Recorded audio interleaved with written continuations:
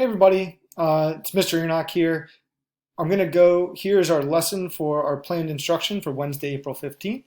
Today's going to deal with imagery, atmosphere, and setting, and we're going to stay on that same theme topic of fear today with our work.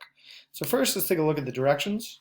So your directions are for today are 1, read the directions, 2, read the Mask of the Red Death summary. I'm actually going to go over it in this lesson video. Then you need to read the Mask of the Red Death close read. And then finally, you're going to answer the atmosphere prompt, which is in this folder. And I'm going to go over that as well. So let's open up the Mask of the Red Death summary. You may be familiar with this work. It's by Edgar Allan Poe. And we are going to be reading a small segment of this text today. If you'd like to read the whole thing, it's actually in the extension folder. You can go ahead and read or listen to the whole thing.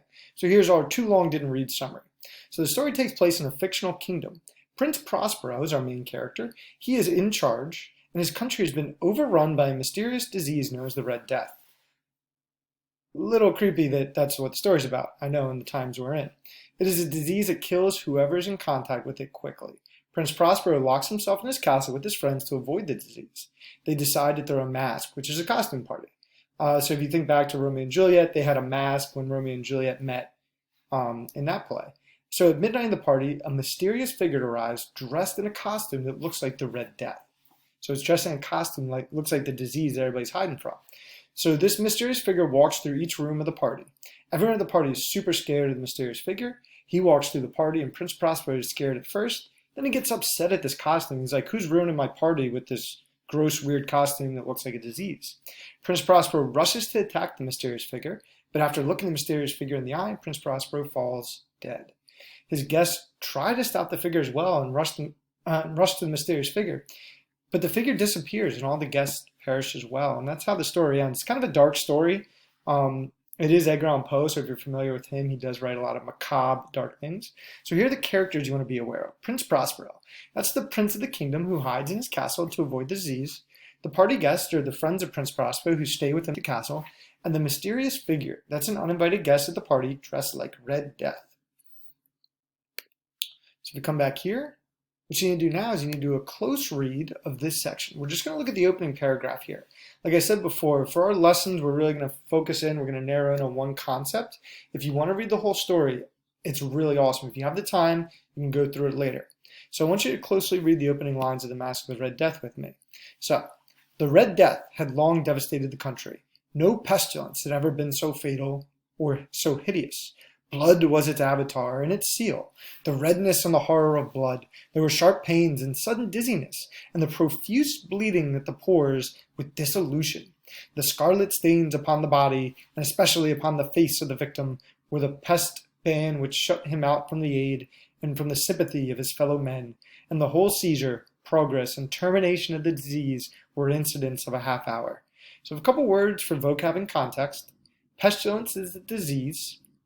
So when we talk about oh, no, that was weird.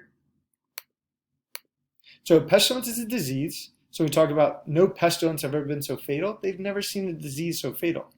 Avatar is a physical representation of something. So blood was kind of how this disease showed itself. So you see a lot of words right there. Redness. We talk about scarlet stains. Scarlet's actually a type of red.